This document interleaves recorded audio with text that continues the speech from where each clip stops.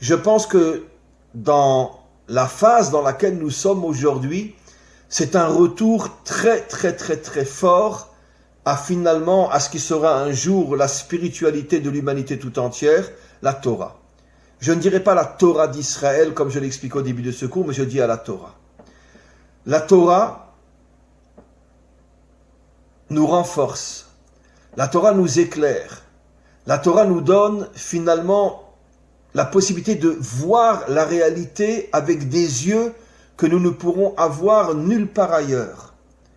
La Torah nous permet, comme disent nos maîtres, que le monde a été créé à partir de la Torah. C'est une métaphore, bien sûr, il ne faut pas le prendre à la lettre. Qu'est-ce qu'il y a le rapport entre le monde et la Torah?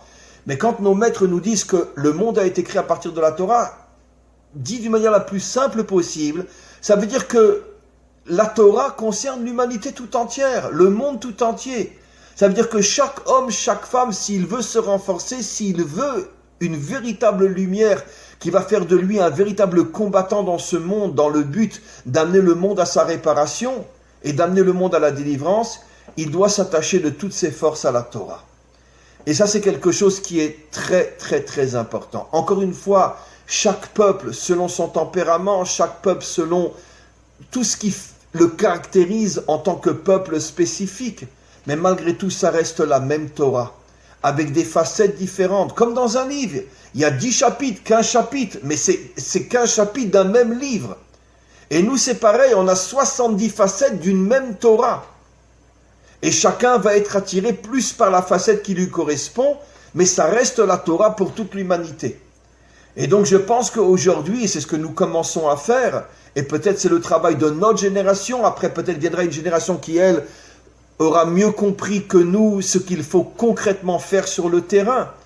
Mais comme nous sommes au début aujourd'hui de la diffusion de la Torah dans le monde, je pense qu'aujourd'hui nous devons nous concentrer sur ce retour à la Torah, ce retour finalement à la sagesse du maître du monde. Et quand il y aura de plus en plus et de plus en plus d'hommes et de femmes partout dans le monde qui comprendront et qui intégreront cette spiritualité, qui est une spiritualité, on pourrait dire, qui ne déconnecte pas l'homme de ce monde, mais qui au contraire le renforce dans ce monde, je pense que à ce moment-là, petit à petit va se lever une armée de véritables croyants, d'hommes et de femmes de vérité, qui peut-être trouveront, et certainement trouveront les solutions pour avancer plus loin encore et finalement être la matrice de la délivrance finale.